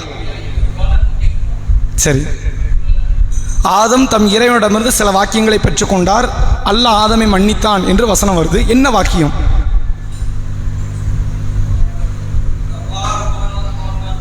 அதானா லா இலாஹ இல்லல்லாஹ் முஹம்மது ரசூலுல்லாஹ்ங்கறாங்களே, அது இல்லையா? வேற யாராவது? சரி, இதான் சரியான பதில். சரிங்களா? சகோதரர் நுஸ்கி அவங்க சொன்ன பதில் தான் சரியானது. அதே பதில் அவங்க பின்னாடி உள்ளவங்களும் சொன்னாங்க. ஆதம் தம் இறைவனிடத்தில், ஆதம் அலைஹிஸ்ஸலாம் ஒரு தவறு பண்றாங்க, நம்ம அதெல்லாம் எடுக்கல, கேள்விக்குள்ள கொண்டு வரல. ஆதம் அலைஹிஸ்ஸலாம் அவர்கள் அல்லாஹ் தடுத்த ஒரு காரியத்தை செய்கிறார்கள், ஒரு பாவத்தில் ஈடுபடுகிறார்கள். அப்போ அது என்னன்னா நாலேஜ் இல்லாதனால பாவம். நபிமார்கள் பாவம் செய்ய மாட்டாங்க, நாலேஜ் இல்லைன்னா செய்வாங்க. அது பத்திர நாலேஜ் இல்லைன்னு வைங்க, நபிமார்களும் பாவம் செய்வாங்க. நாலேஜ் இருந்தும் பாவம் செய்கிற ஆட்கள் யாரு? நபிமார்கள் அல்லாத நம்ம தான். வட்டி வாங்கக்கூடாதுன்னு தெரியும் வாங்குவோம், மது அருந்த கூடாதுன்னு தெரியும் அருந்துவோம். ஆனால் நபிமார்கள் அப்படி பண்ண மாட்டாங்க, கூடாதுன்னு தெரிஞ்சுட்டா கரெக்டாக விலகிடுவாங்க. ஆனால் அதை பற்றின ஒரு சில நாலேஜ் போதிய அளவுக்கு இல்லைன்னு வைங்க, நபிமார்களும் தவறு செய்வார்கள். இப்ராஹிம் அலைஹிஸ்ஸலாம் தன் தந்தைக்காக துவா செய்தார், ஃபக்ஃபிர்லி அபி. இப்ராஹிம் நபிக்கு தெரியாதா ஷிர்க் வச்சவங்களுக்கு நரகம்? இப்ராஹிம் நபிக்கு தெரியாதா? போதிய நாலேஜ் அதை பற்றி இல்லை. அல்லாஹ் மன்னிச்சிட மாட்டானா, நமக்கு அல்லாஹ் வந்து கொடுக்குற கருணையில் என் தந்தை கொஞ்சம் கொடுத்துட மாட்டானாங்கிற ஒரு எதிர்பார்ப்பு. அந்த போதிய அந்த விஷயத்தில் இல்லாதனுடைய நாலேஜின் விளைவு என்ன? அல்லாஹ் எங்கள் வாப்பாவை மன்னிச்சிருன்னு கேட்டாங்க. அல்லாஹ் கடுமையாக கண்டிக்கிறான். இதுதான் நபிமார்கள்ட்ட ஏற்படுற பலகீனம். அதே பலகீனம் தான் ஆதம் நபிகிட்ட ஏற்படுகிறது. மரத்தை சாப்பிடக்கூடாது, அநியாயக்காரர்கள் என்று சொன்னாங்க அல்லாஹ். அதையும் மீறி சாப்பிட்றாங்க. ஒரு சில வசுவாசி ஏற்படுத்தி இதை சாப்பிட்டா இதில் பல ப்ளஸ் இருக்கு அப்படின்னு ஷைத்தான் தூண்டியதுனால சாப்பிட்றாங்க. அப்போ அந்த பாவத்தை செய்து அது அந்த பாவத்திற்குரிய நபராக ஆதம் அலைஹிஸ்ஸலாம் மாறிய உடனே அல்லாஹ் சொர்க்கத்திலிருந்து வெளியேற்றுகிறான். அப்போ சில வார்த்தைகளை ஆதம் அலைஹிஸ்ஸலாம் தன் இறைவனிடத்திலிருந்து கற்றுக்கொண்டார். முன்பே அந்த கற்றுக்கொண்ட வார்த்தையை சொல்லி அல்லாஹ் கிட்ட மன்னிப்பு கேட்குறாங்க. அல்லாஹ் மன்னிச்சான் என்று வசனம் வருது. இந்த வசனத்திற்கு பெரும்பான்மையான சுன்னத் வல் ஜமாத்தை சார்ந்த மார்க்க அறிஞர்கள் என்ன விளக்கம் கொடுப்பாங்கன்னா, இந்த மீலாது விழாவில் இந்த விளக்கம்லாம் வரும். மீலாது விழா நடத்துறது எதுக்கு? முஹம்மது ஸல்லல்லாஹு அலைஹி வஸல்லம் அவர்களை வரம்பு கடந்து புகழ்வதற்கான ஒரு சபை. இருக்கிறத சொல்லி புகழ்ந்தா காலங்கள் காணாது, அவ்வளோ இருக்கு நபியை பற்றி சொல்றதுக்கு, புகழுக்கு. ஆனால் இல்லாத சொல்லி மட்டும்தான் அவங்க புகழ்வாங்க. அதில் என்ன சொல்லுவாங்கன்னா, ஆதம் நபி நபியின் பொருட்டால் தான் துவா செய்தாக தெரியுமா? அர்ஷுக்கு மேலே எழுதியிருந்துச்சான், லா இலாஹ இல்லல்லாஹ் முஹம்மது ரசூலுல்லாஹ் என்று எழுதியிருந்தது. அதை ஆதம் நபி அன்னைக்கு பார்த்துருந்தாங்க. அப்போ பாவம் செய்து பூமிக்கு வரும்போது என்ன நினைக்கிறாங்க? தனது திருநாமத்திற்கு பக்கத்தில், தன்னுடைய ஏகத்துவ கலிமாவுக்கு பக்கத்தில் ஒருத்தர் பேர் இருக்குது அப்படின்னா அவர் எவ்வளோ பெரிய ஆளாக இருப்பார். யா அல்லாஹ் முஹம்மதின் பொருட்டால் என்னை மன்னிச்சிரு அப்படின்னு ஆதம் நபி கேட்டாங்களாம். உடனே அல்லாஹ் கேட்குறான், உனக்கு எப்படிப்பா அவருடைய பெயர் தெரியும்? அரிசியில் இருந்து நான் பார்த்தேன், அவர் பொருட்டால் நீ மன்னிப்பு கேட்டதனால் உன்னை நான் மன்னிச்சிடறேன். இதுல இருந்து என்ன நிலைநாட்ட பார்க்குறாங்க? என்ன தவறும் செய்யி முகமது நபிக்கு நம்மளை காப்பாற்ற சப்போர்ட்டுக்கு நிற்கிறாங்க. வாப்பாவே காப்பாற்றினார், நம்மளை காப்பாற்ற மாட்டாரா? ரசூலாவுக்கு வாப்பா யாரு? ஆதம் நபி தானே. எல்லாருக்கும் வாப்பா ஆதம் நபி தானே. தன் தந்தையை காப்பாற்றிய முகமது நபிக்கு நம்மளை காப்பாற்ற தெரியாதா? கண்டிப்பாக காப்பாற்றுவாங்க. அப்படிங்கிற ஒரு கொள்கையை நிலைநாட்டுவது இதனுடைய நோக்கம். இங்கே அது கிடையவே கிடையாது. ஆதம் நபிக்கு துன்யாவில் வந்ததுக்கு அப்புறம் அவங்களுக்கு முகமது என்று ஒரு நபர் வரப்போகிறார், அவர் தூதர் என்ற எந்த விதமான ஞானமும் ஆதம் அலைஹிஸ்ஸலாம் தெரியாது. இப்படி ஒரு பிள்ளை வருதுன்னு ஆதம் நபிக்கு தெரியாது. அப்போ உண்மையில என்ன கேட்டிருக்கிறாங்க அப்படிங்கன்னா, சூரா அஅராஃப் 7வது அத்தியாயத்தை நீங்க பார்க்கலாம். காலா, அந்த இருவரும் கேட்டார்கள், ரப்பனா லலம்னா அன்ஃபுஸனா வ இல்லம் தக்ஃபிர் லனா வ தர்ஹம்னா லனகுனன்ன மினல் காசிரீன். என்ன கேட்குறாங்க அப்படின்னா, ரப்பனா லலம்னா அன்ஃபுஸனா, எங்கள் இறைவா எங்களுக்கு நாங்களே அநீதி இழைத்து விட்டோம். லலம்னா அன்ஃபுஸனா வ இல்லம் தக்ஃபிர் லனா, நீ எங்களை மன்னிக்காவிட்டால், வ தர்ஹம்னா, நீ எங்களுக்கு அருள் புரியாவிட்டால், லனகுனன்ன மினல் காசிரீன், நாங்கள் நஷ்டவாளிகளாக மாறிவிடுவோம் என்ற வார்த்தையை ஆதம் அலைஹிஸ்ஸலாம் அல்லாஹ் கிட்ட கேட்குறாங்க. அல்லாஹ் பிறகு மன்னிக்கிறான். இப்போ இந்த பாவம் மன்னிக்கப்பட்டது என்பது நமக்கு மட்டும்தான் தெரியும். யாருக்கு மட்டும்தான் தெரியும்? ஆதம் நபிக்கு தெரியாது. அதனால தான் ஆதம் அலைஹிஸ்ஸலாம் மறுமை நாளில் நின்று பயப்படுறாங்க. என் பாவத்தை நினைச்சு பயப்படுறோம், ஒரு மரத்தை நெருங்கிட்டேன், என்கிட்ட சிபாரிசுக்கு வராதிங்க, நீங்க போயிருங்க. அப்போ அல்லாஹ் ஆதமை மன்னிச்சான். அது ஆதம்கிட்ட சொல்லலை இப்போ வரைக்கும். யாருக்கு தெரியும்? வேறு வேறு வேதங்களில், குறிப்பாக குர்ஆனில் சொல்லி நமக்கு தெரியும் ஆதம் அலைஹிஸ்ஸலாம் மன்னிக்கப்பட்டுட்டாங்கன்னா அதன் தொடர்ச்சியில் அல்லாஹ் சொல்றான், ஃபதாப அலைஹி, அல்லாஹ் அவரை மன்னித்து விட்டான் என்று அல்ல வருது. ஆனால் அங்கே சொல்லலை அது. அதனால தான் ஆதம் அலைஹிஸ்ஸலாம் மறுமை நாளில் வந்து நின்று பயப்படுறாங்க. நான் அந்த மரத்தை சாப்பிட்டுட்டேன், என் நிலைமை என்னன்னு தெரியல அப்படிங்கிற ஒரு பயத்தில் இருக்கிறாங்க. இப்போ அது நம்ம டாபிக் சம்மந்தம் இல்லை. இதில் நம்ம கவனிக்க வேண்டிய ஒரு விஷயம் என்னென்னா, ஆதம் அலைஹிஸ்ஸலாமுக்கு இந்த துவாவை அல்ல சொல்லிக் கொடுக்கல, ஒரு செய்தி எல்லாம் சொல்லிக் கொடுக்குறோம். பாவம் பண்ணிட்டோன்னு வைங்களேன், அந்த பாவத்தை நான் பண்ணிட்டேன்னு ஒத்துக்கிற மனப்பான்மை வர்றவங்களை மட்டும்தான் அல்ல மன்னிப்போம், வேற யாரையும் மன்னிக்க மாட்டான். இப்போ நல்லா யோசிச்சு பாருங்க, உங்களுக்கு புரியதை சொல்கிறேன். ஆதம் அலைஹிஸ்ஸலாமுக்கு அல்ல மரத்தை சாப்பிடக்கூடாது என்று சொன்னான். ஆதம் நபி அந்த வார்த்தையை மீறி சாப்பிட்டுட்டாங்க, பாவம். ஆதமுக்கு சுஜூது செய்யுங்கள் என்று அல்லாஹ் இப்லீஸுக்கு சொன்னான். அவனை செய்ய மாட்டேன்னா, இங்கே செய்யாதுன்னு சொன்ன காரியத்தை ஆதம் நபி செஞ்சாங்க, அங்கே செய்யணும்னு சொன்ன காரியத்தை இப்லீஸ் செய்யலை. இவ்வளோதானே? ரெண்டுமே பாவம் தான், ரெண்டுமே பாவம் தானே. அது என்ன, அந்த பாவத்தை செஞ்சவனுக்கு நிரந்தர நரகம், இந்த பாவத்தை செய்தவருக்கு அல்லாஹ் மன்னிப்பு என்று கொடுக்குறான். அப்படின்னா அந்த பாவத்தை செஞ்சுட்டு நான் என்ன தப்பு பண்ணேன்னு அவன் கேட்டான். நான் என்ன தப்பு பண்ணான, ஹைரும் மின்ஹு, நான் அவரை விட சிறந்தவன். ஹலக்தனி மின் நார் வ ஹலக்தஹு மின் தீன், என்ன வந்து நெருப்புல படைச்ச, அவரை நீ களிமண்ணில் படைச்ச, நான் தப்பே பண்ணலைங்கிறான் அவன். இது ரப்புக்கு பிடிக்கவே பிடிக்காது. தப்பு பண்ணிட்டேன், எவ்வளோ பெரிய தப்பா இருக்கட்டும், ஆமா யா அல்லாஹ் நான் தான் பண்ணிட்டேன், தெரியாம பண்ணிட்டேன், மன்னிச்சிரியா அல்லாஹ், இப்படி வந்து உழந்துடணும் அல்லாட்ட. அவன் அல்லாஹ் எந்த பாவமா இருந்தாலும் சரி மன்னிச்சிருவான். அல்லாஹ் தான் வாக்குறுதி கொடுக்குறான், லா தக்னத்தும் மிர் ரஹ்மத்தில்லாஹ் யா இபாதி அல்லதீன அஸ்ரஃபு அலா அன்ஃபுஸிக்கும், தனக்கு எதிராக வரம்பு மீறிய நடிகார்களே, லா தக்னத்தும் மிர் ரஹ்மத்தில்லாஹ், அல்லாஹ்வுடைய அருளை நீங்க நம்பிக்கை இழக்காதீங்க, எல்லா பாவத்தையும் எல்லாம் மன்னிப்பான். ஆனா என்ன வரணும், இன்னும் நான் தான் பண்ண. உலகத்தில் நம்ம சமாளிக்கலாம், ஒரு தப்பு பண்ணிட்டு நான் ஏன் பண்ண தெரியுமா, என்னுடைய சிச்சுவேஷன் தெரியுமா உனக்கு அப்படின்னு உலகத்தில் பேசலாம். ரப்பு கிட்ட அப்படி உட்காந்து பேசிக்கிட்டு இருக்காதீங்க அப்படிங்கிற அல்லாஹ் வார்த்தையை அல்லாஹ் சொல்கிறான். ஆதம் நபியும் செய்தது தவறு தான், இப்லீஸ் செய்ததும் தவறு தான். 2 தவறுல ஒருவருடைய தவறை அல்லாஹ் மன்னித்தான். ஒருவனை அல்லாஹ் நரகத்திற்குரிய நிரந்தர நரகத்திற்குரியவனாக அல்லாஹ் மாற்றுவதற்கான காரணம் ஆதம் நபி தப்பு பண்ணோன்னு உடனே பதறி விழுந்துட்டாங்க. யா அல்லாஹ் என்னை மன்னிச்சிரு, நான் அநியாயக்காரன் ஆயிட்டேனே, நீ மன்னிக்கிறேன்னா எங்களை யாரு காப்பாற்றுவோம், உன்னை விட்டா கதி கிடையாது என்று சரண்டர் ஆயிட்டாங்க. அல்லாஹ்வை பொறுத்த வரைக்கும் அப்படி சரண்டர் ஆகக்கூடிய அடியார்களை மட்டும்தான் அல்லாஹ் நேசிப்பான், மன்னிப்பான். இவங்கிட்ட அல்லாஹ் கேட்கிறான், ஏன்பா சுஜூதுல விழல, நான் ஏன் விழணும், அதை மறுபடியும் நியாயம் கற்பிக்கிறான். நான் செஞ்ச தப்பே கிடையாது, நான் இப்படிதான் இருப்பேங்கிறான். அப்ப இவன் நரகம் போறது நியாயம் தானே என்று இறைவன் அவனை நிரந்தர நரகத்திற்குரியவனாக அல்லாஹ் ஆக்குகிறான். இது சம்பந்தமாக நீங்கள் ஒரு செய்தியை ஹதீஸ்கள்ல பார்க்கலாம். ரசூலுல்லாஹ் அபூபக்கர் ரலியல்லாஹு வராங்க. அல்லாஹ்வுடைய தூதரே, நான் வீட்டிலும் தொழுகையிலும் ஓதுவதற்கு ஒரு நல்ல துவா ஒன்று சொல்லித்தாங்களேன் அப்படின்னு கேட்குறாங்க. அபூபக்கர் ரலியல்லாஹு யாரு? பெரும் பெரும் நன்மைகளுக்கெல்லாம் சொந்தக்காரர். தனது சமூகத்தில் வாழ்ந்த உமர் கூட அபூபக்கர் பக்கத்தில் வந்து நிற்க முடியாது நன்மைகள் விஷயத்தில். அவர் அந்த ஸ்டேட்டஸை வந்து அடைந்து விட்டார் இறைவனுடைய அருளால். அப்படிப்பட்ட அபூபக்கர் ரலியல்லாஹு ரசூலுல்லாஹ் ஒரு துவா சொல்றாங்க, ரப்பனா இன்னா லலம்னா அன்ஃபுஸனா, ரப்பனா புரியல அந்த துவா ஞாபகம் அத்தஹியாத்துல ஓதுற டக்குன்னு மறந்துருச்சு. ரப்பனா இன்னி லலந்து நஃப்ஸி லுல்மன் கசீரன் ஃபலா யக்ஃபிரு துனுபா இல்லா அன்த ஃபக்ஃபிர்லி மக்ஃபிரத்தம் மின் இன்திக் வரஹ்மனி இன்னக அன்தல் கஃபூர் ரஹீம். அத்தஹியாத்துல ஓதுற ஒரு துவா. ரசூலுல்லாஹ் இது அத்தஹியாத்துன்னு ஓதுறாங்க, அதாவது ஓத சொல்றாங்க. வீடுகளில் மற்ற எல்லா நேரங்களையும் நீங்க ஓதிக்கங்க அப்படிங்கிறாங்க. அதில் என்ன வார்த்தை வரும்னா, இன்னி லலந்து அன்ஃபுஸ், எனக்கு நானே அதிகம் நான் அநீதி இழைத்துக் கொண்டேன், நீ என்ன மன்னிச்சிரு, உன்னை தவிர பாவத்தை யாரும் மன்னிக்க முடியாது. இந்த துவா ரசூலுல்லாஹ் யாருக்கு சொல்லி கொடுக்குறாங்க? பாவத்தில் அதிகம் ஈடுபட்டவனுக்கு சொல்லலை, பாவத்தில் அதிகம் ஈடுபடாத அபூபக்கர் ரலியல்லாஹு உங்களுக்கு சொல்லி கொடுக்குறாங்க. என்ன அர்த்தம்? நம்ம பாவமே செய்யலைங்கிற மைண்ட் செட்டில் முதல்ல அல்லாஹ்ட்ட துவாவே செய்யக்கூடாது. நம்ம தான் பாவம் செஞ்சோம், எல்லாத்துக்கும் நான் தான் காரணம். அதுதான் யூனுஸ் அலைஹிஸ்ஸலாம் கூட பீன் வயிற்றில் இருக்கும்போது கேட்குறாங்க, லா இலாஹ இல்லா அன்த சுப்ஹானக இன்னி குன்து மினல் ஸாலிமீன். அநியாயக்காரன் நான் தான். அநியாயக்காரன் யாரு? ஒரு இறை தூதர் என்ன வார்த்தை சொல்றாங்க பாரு, நான் என்ன தப்பு பண்ணேன்னு கேட்கல, எத்தனை வருஷம் தாவா பண்ணியிருப்பேன், அந்த மக்களுக்கு பிரச்சாரம் பண்ணியிருப்பேன், என்னையே நீ சிறை வச்சுட்டு அப்படி கேட்கல, எல்லாம் நான் தான் அநியாயக்காரன், என்ன நீ விடுவிச்சிரியா அல்லாஹ் என்று அல்லாஹ் இடத்துல சரண்டர் ஆகுறாங்க. இந்த மனப்பான்மை யாட்ட உண்டு? ஆதம் நபிட்ட உண்டு. இந்த மனப்பான்மை ஷைத்தான்ட்ட இல்லை என்பதை அல்லாஹ் ரப்பல் ஆலமீன் இந்த வசனத்தின் வாயிலாக நமக்கு இதை உணர்த்துகிறான். அடுத்த கேள்வி புரியல. ஒத்துக்கொண்டு மனம் திருந்தக்கூடிய அடியார்களை மட்டும்தான் அல்லாஹ் மன்னிப்பான், எல்லா பாவத்தையும் மன்னிப்பான். அதை தனியால பிரிச்சுட்டாம்ல, அது அதுக்குள்ள சேராது. ஆனால் அதுக்கும் அல்லாஹ் தான் மன்னிக்கணுங்கிறான். அவங்க என்ன கேட்டாங்கன்னா, மனிதனுக்கு மனிதன் செய்த தவறை எல்லாம் மன்னிப்பானான்னு.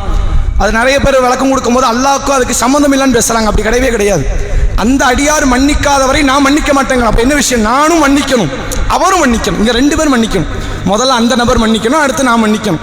அவர் மட்டும் மன்னிச்சுட்டா நீ சொர்க்கம் போக இந்த வேலையெல்லாம் கிடையாது. நான் எல்லா பாவத்தையும் நான் மன்னிக்கணும். 100% பாவத்தை நான் மன்னிச்சாதான் உனக்கு சொர்க்கம் உண்டு. அந்த அடியாருக்கு நீ செய்த அநியாயத்தினால அவரும் மன்னிக்கணுங்கிற வார்த்தையால கூடுதலாக சேர்த்துக்கிட்டானே தவிர, இங்கும் ரப்பு மன்னிக்காமல சொர்க்கம் கிடையாது. யாரையோ ஒருத்தனை வந்து அப்பட்டு அடிச்சிட்டோம் அல்லது திட்டிட்டோம், அவதூறு பேசிட்டோம், அவன் மன்னிச்சுட்டான், நான் சொர்க்கம் போகிற அந்த வேலையெல்லாம் நடக்கூடாது, நான் மன்னிக்கணும். அப்போ கொலை செஞ்சுட்டு அவன் மன்னிச்சுட்டான் இவன் மன்னிச்சுட்டான் அப்படின்னு பேர முடியுமா? எந்த வழக்காக இருந்தாலும் சரி, ரப்பு மன்னிக்காம சொர்க்கம் கிடையாது. சரிங்களா? அடுத்த கேள்வி பெண்களுக்கு. ஆதமை அல்லாஹ் சுவனத்திலிருந்து வெளியேற்றும் போது சொன்ன இறுதி போதனை என்ன?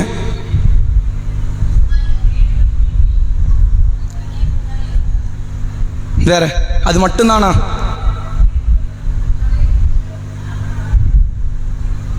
பின்பற்றக்கூடியவர்களுக்கு அச்சமில்லை, கவலை இல்லை. சரி, அரபுலையும் வந்துருச்சு, தமிழ்லையும் வந்துருச்சு. ஆனா அது மட்டும்தானா?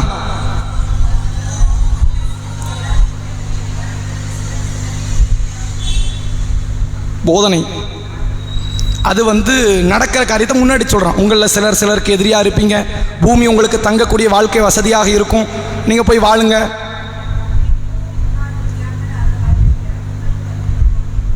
இறங்குங்கள் தான் எல்லாம் சொல்கிறான். இப்போ நான் என்ன கேள்வி கேட்குறேன்னா, நீங்கள் சொன்ன பதில் சரி, என்கிட்ட இருந்து நேர்வழி வரும், நேர்வழியை கடைப்பிடிங்கிறான்ல, அதை மட்டும் சொன்னானா? கூடுதலாக என்ன சொன்னான்?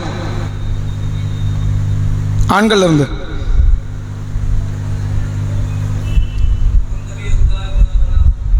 பதில் வந்துருச்சு. வேற எக்ஸ்ட்ரா எதுவும் சொன்னானல்ல? கவலை இல்லை, பயம் இல்லை. அடுத்து என்ன சொன்னான்? எல்லாருமே ஆதம் நபி கிட்ட அல்லாஹ் பேசின வார்த்தை இதுதான், ஃபஇம்மா யத்தி என்னக்கும் மின்னி ஹுதன் ஃபலா, அதாவது யார் அந்த நேர்வழி பின்பற்றுகிறார்களோ அவர்களுக்கு கவலை இல்லை, அச்சம் இல்லை. அதோடு நிறுத்திடுறாங்க. அதன் தொடர்ச்சியில் அல்லாஹ் பேசுகிறான். நேர்வழி பின்பற்றினா கவலை இல்லை, பின்பற்றலைன்னா அது வரணும்ல அந்த வசனம், அதையும் வரல. அதுவும் அல்லாஹ் சொன்னது தான், ஆதம் நபிக்கு சொன்னது தான். அல்லாஹ் ரப்புல் ஆலமீன் ஆதம் நபி அனுப்பும்போது சொல்கிறான், குல்னா ஹபித்து மின்ஹா ஜமியா, இங்கிருந்து ஒட்டுமொத்த பேர் இறங்கிருங்க. ஃபஇம்மா யஅத்தி என்னக்கும் மின்னி ஹுதன், என்னிடத்திலிருந்து நேர்வழி வரும். ஃபமன் தபியா ஹுதாய ஃபலா ஹவுஃபுன் அலைஹிம் வலா ஹும் யஹ்ஸனூன், அதை பின்பற்றி நடப்பவருக்கு கவலையும் கிடையாது, அச்சமும் கிடையாது, நிம்மதியாக சொர்க்கம் பெறலாம் அப்படிங்கிறத அல்லாஹ் மூடலாக பேசுகிறான். பின்பற்றினா சொர்க்கம், பின்பற்றலைன்னா என்ன அர்த்தம், அதையும் அடுத்த வசனத்தில் எல்லாம் சொல்கிறோம். இதில் நிறைய பேர் வந்துடுன்னா இந்த வசனத்தையும் நம்ம பேச மாட்டோம், இது தனி கண்டென்ட் போலக்க நினைக்கிறாங்க. இதை சேர்த்து தான் எல்லாம் சொல்லியிருக்கிறோம். வல்லதீன கஃபரு கதபு பி ஆயாத்தினா, யார் மறுத்து நமது வசனங்களை பொய் என்று கருதுகிறார்களோ உலாயிக அஸ்ஹாபுன்னார் ஹும் ஃபீஹா காலிதுன், அவர்கள் நரகவாசிகள், நரகத்தில் என்றென்றும் இருப்பார்கள். என் வார்த்தையை கேட்டவன் சொர்க்கம் பெறுவான், என் வார்த்தையை கேட்காதவன் நரகம் பெறுவான், அதில் நிரந்தரமாக இருப்பான் என்ற அந்த வார்த்தையும் சேர்த்து தான் அல்லாஹ் ஆதம் அலைஹிஸ்ஸலாமுக்கு இறுதி போதனையாக அல்லாஹ் கொடுத்தான். அதுக்கு முன்னாடி எல்லாம் பேச வேண்டியெல்லாம் பேசியாச்சு. கடைசியாக சொன்னது என்கிட்ட இருந்து வரும், இனிமேல் என்ன எல்லா மெசேஜும் என்கிட்ட இருந்து கேட்டு நடக்கணும். எது ஹலால் ஹராம், எதை செய்யணும், எதை செஞ்சால் விரும்புவான், எதை செய்யலைன்னா விரும்ப மாட்டான், எல்லா காரியத்தையும் இனி என்கிட்ட இருந்து கேளுங்க. என்ன தவிர இனி உங்களுக்கு நேர்வழி சொல்லிக் கொடுக்கக்கூடிய ஒரு நபர் இந்த துன்யால கிடையாது அப்படிங்கிற வார்த்தையை அல்லாஹ் ரப்புல் ஆலமீன் அங்கே சொல்லிடுறான். அடுத்த கேள்வி ஆண்களுக்கு, எனது அருளை எண்ணி பாருங்கள் என்று அல்லாஹ் எந்த மக்களுக்கு சொல்கிறான்? இஸ்ரவேலர்கள். என்ன அருள் அல்லாஹ் கொடுத்தான் இஸ்ரவேலர்களுக்கு?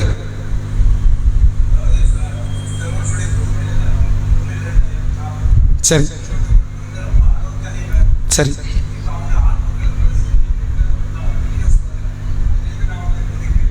சரி சரி, இதெல்லாம் இந்த வசனத்தில் வரக்கூடிய அருள். இந்த வசனத்தில் வராத வேற அருள் ஏதாவது இருக்குதா?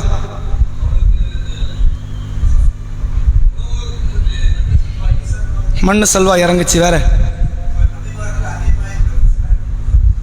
அதிகமான நபிமார்கள் வந்தாங்க, வேற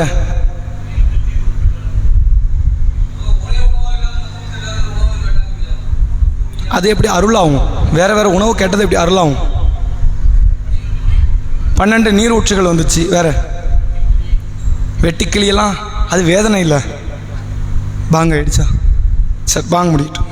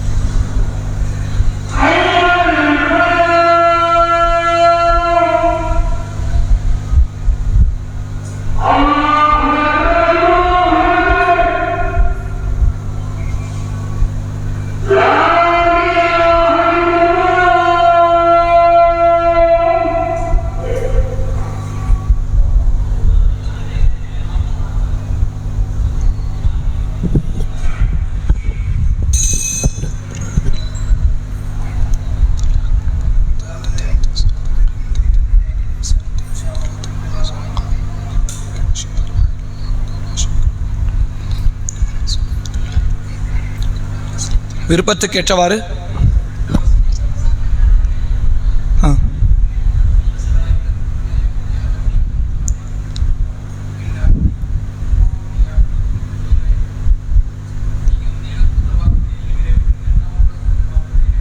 இல்லை செஞ்சு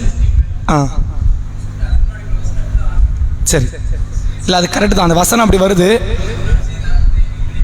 அது என்ன அருக்கோடன்னா கேள்வி. உதுக்குரு ஞாபகம் அதான், அது சம்மந்தமாக கொஞ்சம் பட்டியல் போடுங்கன்னு. ஆமாம் சரி, வேதம் ஒரு அருள்கொடை. சரி, அது அவங்க வரம்பு கடந்து செஞ்சது. அல்லாவுடைய ரசூலே சொல்கிறாங்களே, எல்லாருக்குமே எல்லா வெள்ளிக்கிழமை தான் கொடுத்தான். யூதர்களுக்கும் கொடுத்தான், கிறிஸ்தவர்களுக்கும் கொடுத்தான். யூதர்கள் கொடுக்கும்போது நான் சனிக்கிழமை எடுத்துக்கிறேன்ட்டாங்க அவங்க. சரி சரி, வேற ஏதாவது அருள் இருக்கா? இல்லை, இது ஜென்ரல் கேள்வி தான், இது வந்து கண்டிப்பாக சொல்லி ஆகணும் அப்படிலாம் இல்லை. வேற ஏதாவது அருள் இருக்கா? சரி, பனி இஸ்ரவேல் சமுதாயத்திற்கு அல்லாஹ் செய்த முக்கியமான அருள் கொடை என்றால் ஃபிரௌன்கிட்ட இருந்து காப்பாற்றியது. இந்த வசனங்கள் நம்ம கொடுத்த 50 வசனங்கள்ல சொல்றது, ஃபிரௌன் கிட்ட இருந்து அவனுடைய கொடிய செயலிருந்து உங்களை நம்ம காப்பாற்றலையா, நான் காப்பாற்றாம விட்டா அந்த சமூகமே அழிஞ்சிருக்கும். அதான் உண்மை. ஆம்பளை பிள்ளையே அழிஞ்சுக்கிட்டு தொடர்ச்சி அழிதாட்டு ஆம்பளை பிள்ளையே இல்லை அப்படின்னா பெண் பிள்ளைகள் மட்டும் தான் இருக்குன்னா அது வேற ஒரு சமூகத்தில் கட்டி வைக்கப்படும். இந்த சமூகத்தில் ஆம்பளை பிள்ளை இல்லை, நீங்கள் சொல்லிட்டீங்க, நம்ம விளக்கம் கொடுக்கணும். இந்த சமூகத்தில் ஆம்பளை பிள்ளை இல்லை, பொம்பளை பிள்ளை தான் இருக்குன்னா வேற சமூகத்தில் தான் கட்டி கொடுக்கணும். அப்போ அந்த பெண்களும் வந்து என்னன்னா அவங்களுக்கு பெற்றெடுக்கிற பிள்ளை அந்த சமூக பிள்ளையா பார்க்கப்படாது. ஒரு பெண் பிள்ளையினுடைய குடும்ப பேரை கொண்டு ஆம்பளை பிள்ளை அடுத்து அவங்க பிள்ளை அழைக்கப்படாது, அந்த சமூகமே அழிஞ்சிருக்கும். அப்போ நான் அதை அழியாமல் நான் பார்க்கலையா அப்படின்னு அல்லாஹ் சொல்கிறான் ஒரு செய்தி. இது அல்லாமல் பனி இஸ்ரவேல் சமுதாயத்திற்கென்று அல்லாஹ் செய்த நிறைய அருள் கொடைகள்ல என்னன்னா, அவங்க செஞ்ச வரம்பு மீறுதலுக்கு இதே காரியத்தை வேற எந்த சமூகம் செஞ்சதாலும் உடனே அழிவு வந்திருக்கும். அவ்வளவு அட்டூழியங்களை பண்ணி அல்லாஹ் விட்டு வச்சான். லூத் நபியுடைய சமுதாயம், நூஹ் நபியுடைய சமுதாயம், சாலிஹ் நபியுடைய சமுதாயம், ஹூத் நபியுடைய சமுதாயத்தை நீங்க எடுத்து பாருங்க, இவ்வளவு அட்டூழியத்தை அவங்க பண்ணல. ஆனா அந்த சமுதாயத்தெல்லாம் இடம் தெரியாம அல்ல அழிச்சிட்டான், கருவறுத்து போட்டங்கிறான்ல. இதே காரியத்தை இவங்கள்ட்ட அல்லாஹ் இறக்கிருந்தான்னா என்னைக்கும் அவங்க அழிஞ்சிருப்பாங்க. எந்த அளவிற்கு இவங்க செஞ்சாங்கன்னா, காலை கன்றவர்கள் கடவுளாக எண்ணினார்கள், அல்லாஹ் விட்டான். அல்லாவை கொண்டு வா நம்புறோம், இல்லைன்னா நம்ப மாட்டோம் நாங்க, அல்லாஹ் அப்பவும் விட்டான். ஒரு சமூகத்தில் கொண்டு போய் விடுறாங்க மூசா நபி. இப்போ அந்த மூசா நபி தான் இந்த சமுதாயத்துக்கான அரசர். அங்கிருந்து அல்லாஹ் ஹிலாஃபத்தை ஆரம்பிக்கிறான். மூசா நபிக்கு முன்னாடி வரைக்கும் எந்த ஒரு இஸ்லாமிய இறை தூதரும் இஸ்லாமிய ஆட்சியும் அது வரைக்கும் வரல. எந்த ஒரு இறை தூதருக்கு அல்லாஹ் கொடுக்கல, தனியாகவும் ஹிலாஃபத்து வரல. முதல்ல ஹிலாஃபத்தை எடுத்தது மூசா நபி தான். அங்கிருந்து தொடர்ச்சியாக வந்து கடைசியாக ரசூலாட்ட வந்து முடியுது. இப்போ மூசா நபி ஹிலாஃபத்துக்குள்ள வந்த உடனே இப்போ என்ன செய்யணும்? அநியாயக்காரர்களை வந்து கருவறுக்க வேண்டிய ஒரு காரியத்தை ஒரு ஆட்சியாளர் செய்யணும். ஒரு சமூகத்துக்குள்ள போறாங்க, அந்த ஊர்ல ஏகப்பட்டவர் அநியாயம் பண்றாங்க. அப்போ மூசா நபி படை திரட்டுறாங்க, எல்லாரும் வாங்க அந்த ஊரார்களை வந்து நம்ம வீழ்த்துவோம், வீழ்த்திட்டா நமக்கு ஒரு ஊர் கிடைக்கும். நமக்கு தான் ஊர் இல்லையே, இப்போ நாடோடிகளை வாழ்ந்துகிட்டு இருக்கிறோம், வாங்க போவோன்னு கூப்பிடுறாங்க. அப்போ சொன்ன வார்த்தை என்ன? நீங்களும் உங்கள் இறைவனும் போய் போரிடுங்க, நாங்கள் வரமாட்டோம். இப்போ இந்த மாதிரி வார்த்தை வேற யார் சொல்லியிருந்தாலும் அதை அழிச்சிருப்போம். பனி இஸ்ரவேல் மக்கள் மீது கொண்ட ஒரு சில அருள், ஒரு சில கருணை, அந்த கூட்டத்தில் வர வேண்டிய நபிமார்கள் மீதம் இருக்கிறாங்க. அவங்களுக்கென்று அல்லாஹ் செய்யக்கூடிய அருளின் காரணமாக அவர்கள் பல வரம்பு கடந்த காரியத்தை செஞ்ச போதும் அல்லாஹ் மன்னிச்சு மன்னிச்சு மன்னிச்சு விட்டுக்கிட்டே இருந்தான். இதை வேற இது மாதிரி காரியத்தை வேற யாருக்கும் விடல, இந்த சமுதாயத்திற்கு விட்டான். பல இறை தூதர்கள் அந்த சமுதாயத்துக்கு தான் வந்திருக்கிறாங்க. ஏராளமான அருள் இறக்கப்பட்டதும் அந்த சமுதாயத்துக்கு தான். 2 முறை அல்லாஹ் வானத்திலிருந்து உணவு இறக்கி இருக்கிறோம். எங்கெல்லாம்? மண்ணு செல்வா 1, மண்ணு செல்வாவே 2. பனி இஸ்ரவேல் சமுதாயத்துக்கு 2 முறை உணவு இறக்கியிருக்கான். 1 மண்ணு செல்வா, இன்னொன்னு என்ன? கரெக்டா வந்துச்ச பதில். ஈசா அலைஹிஸ்ஸலாம், மாயிதான்னு ஒரு சூரா தெரியுமா? உணவு தட்டுன்னு அந்த சூறாவுக்கே பேரு.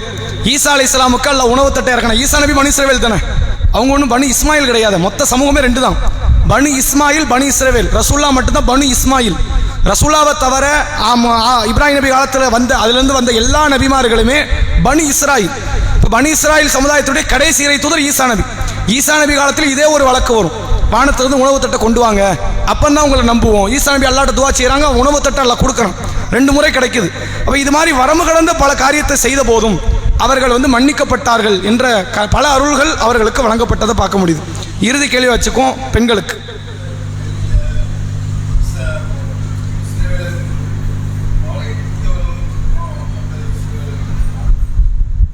இல்லை, கிறிஸ்தவர்களும் பனி இஸ்ராயேல் சமுதாயத்தை சார்ந்தவங்க தான். அவங்களுக்குள்ள என்ன பண்ணிட்டாங்க? ஏன் கிறிஸ்தவர்கள் இல்லை கிறிஸ்தவர்கள் என்று மாறுவதற்கான காரணம், நாங்கள் மூசாவை ஏற்க மாட்டோம், ஈசாவை தான் ஏற்போம் அப்படின்னு சொல்லி விலகினாங்க.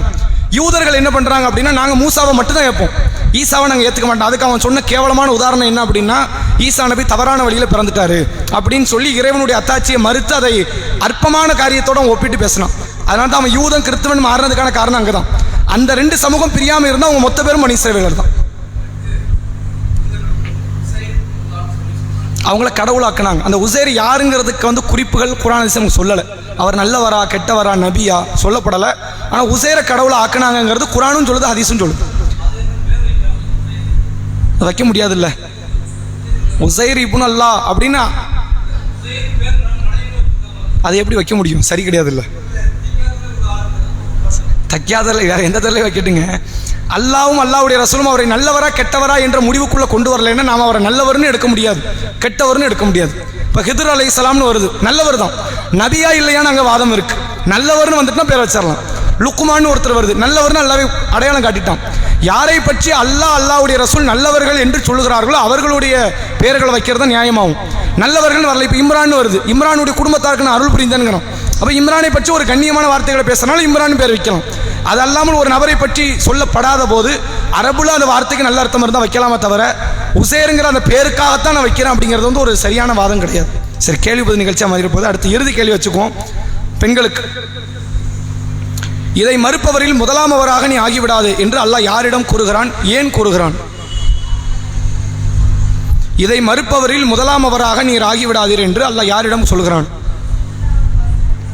சரி, பதில் சரி. ஏன் சொல்றான் அது தெரியல. ஆண்கள்ல இருந்து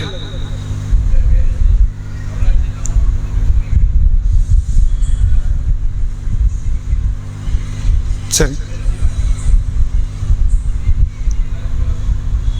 நிராகரிப்பவரில் முதலாமவராக ஆகிவிடாதே அப்படின்னு அல்லாஹ் சொல்றான். ஏன் சொல்றான்? அதெல்லாம் அடுத்த வசனங்க, அது அடுத்த கேள்வி.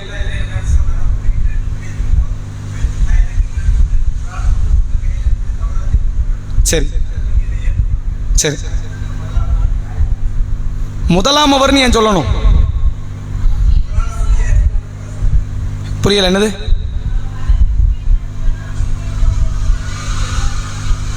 இதுதான் சரியான பதில். இந்த பதில தான் நம்ம எதிர்பார்த்தோம். அதாவது அல்லாஹ் சொல்லுகிறான், ஆமினு பிமா அன்சல்து முஸத்திகல் லிமா மஅக்கும், உங்களோட அருளப்பட்ட இந்த வேதம் இருக்க குரான், நபியை பார்த்து அல்லாஹ் சொல்றான், அந்த குரான் இருக்குது, இது முந்தைய வேதம் தௌராத்தை இது உண்மைப்படுத்தும், இஞ்சில உண்மைப்படுத்துங்கிறான். சொல்லிட்டு அல்லாஹ் சொல்றான், வலா தக்குனு அவ்வள காஃபிரின் பிஹி, இதை மறுக்கக்கூடியவரின் முதலாமவராக நபியை நீ ஆயிடாத அப்படின்னு அல்லாஹ் சொல்றான். ஏன்னா நீங்க தான் அந்த சமுதாயத்துக்கு ஹெட். நீங்க நம்புனீங்கன்னா நம்புனதுல முதலாமவர், நீங்க மறுத்தீங்கன்னா மறுப்பவரில் முதலாமவர். உங்களை பின்பற்றி எல்லாரும் மறுக்க ஆரம்பிச்சிருவாங்க. அவரே இறக்கப்பட்டவரை மறுத்துட்டாருப்பா அப்படின்னு சொல்லி டோட்டல் உம்மத்தும் குஃபாராக மாறிடும்.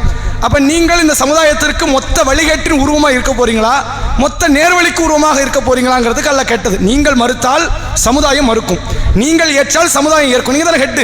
இப்ப அந்த சமுதாயத்தில் யாரோ ஒருத்தன், சம்பந்தமே இல்லாத ஒருத்தன் குர்ஆனை ஏத்துக்கல, நீங்க அப்படி நிறைய பேர் இருந்தாங்கல்ல, அவங்கள பின்பற்றி யாராவது போனாங்களா? போகல. ஆனா ரசூலுல்லாஹ் எதை செஞ்சாலும் சரி அந்த சமூகம் அப்படியே பின்பற்றும், அதை ஈமான் கொண்ட சமூகம் பின்பற்றும். அதனால அல்லாஹ் சொல்லுகிறான், வலா தக்குனு அவ்வள காஃபிரின் பிஹி, இதை மறுப்பவரில் நீர் முதலாமவராக இருந்து விடாதே. நீ மறுத்தாலே முதலாமவர் தான், அதான் அதனுடைய அர்த்தம். நீங்கள் இதை மறுத்து விட்டாலே நீங்கள் யார்? காஃபியர்ல ஃபர்ஸ்ட் காஃபியராக நீங்க தான் பிடிப்படுவீங்க, வேற யாரும் பிடிக்கப்பட மாட்டாங்க. ஏனென்றால் இந்த சமுதாயத்துக்கு ஹெட் நீங்க தான், தலைவர் நீங்க தான். நம்பிக்கை கொண்டாலும் நீங்கள் தான் முதலாமவர் முஸ்லீம். வேற ஒரு வசனத்தில் கூட அல்லாஹ் சொல்றான், மூசா அல்லாஹ்வுடைய தூதர் அவங்க சொல்றாங்க, நான் அல்லாஹ்வுக்கு கட்டுப்பட்ட முஸ்லீம்களின் முதலாமவன் வரும். அதுக்கு என்ன அர்த்தம்? இந்த சமுதாயத்துக்கு ஹெட் நான், நம்பினாலும் நான் தான் ஹெட், மறுத்தாலும் நான் தான் ஹெட்.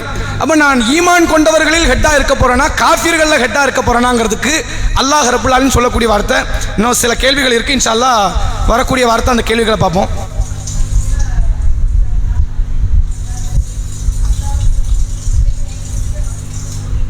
ரஹ்மானுக்கு பிள்ளை இருந்தால் அதை வணங்கக்கூடியவர்களின் முதலாமவராக நான் இருப்பேன். எதை செஞ்சாலும் சரி ரசூலா தான் அங்கே ஃபர்ஸ்ட் வருவாங்க, முன்னிறுத்தப்படுவாங்க. சரிங்களா? இது ஒரு பதிலாக எடுத்துக்கலாம். இன்னும் ஒரு கேள்வி 2 கேள்வி மிச்சம் இருக்குது. வரக்கூடிய வாரத்தில் வந்துட்டுனா 75 வசனம், முதல் 75 இப்போ 50 வரைக்கும் படிச்சிருக்கீங்களா, எக்ஸ்ட்ரா ஒரு 25 படிங்க. கேள்வியும் நம்ம கொடுத்துருவோம். சரிங்களா? கேள்வி ஒரு நாள் 2 நாளைக்கு முன்னாடியோ அது மாதிரி நேரத்தில் கேள்வி வந்துடும். 75 வசனம், 1 to 75. சரிங்களா? அந்த 25க்குள்ள கொஞ்சம் கூடுதல் கேள்வி வரும், இந்த 50க்குள்ள ஒரு சில கேள்விகள் வரும். சுப்ஹானக்கல்லாஹும்ம பிஹம்திக அஷ்ஹது அல்லா இலாஹ இல்லா அன்த அஸ்தக்ஃபிருக வ அத்தூபு இலைக். நாளைய தினம் கேள்வி பதில் நிகழ்ச்சி, நேரடி கேள்வி பதில் நிகழ்ச்சி. அஸ்ஸலாமு அலைக்கும்.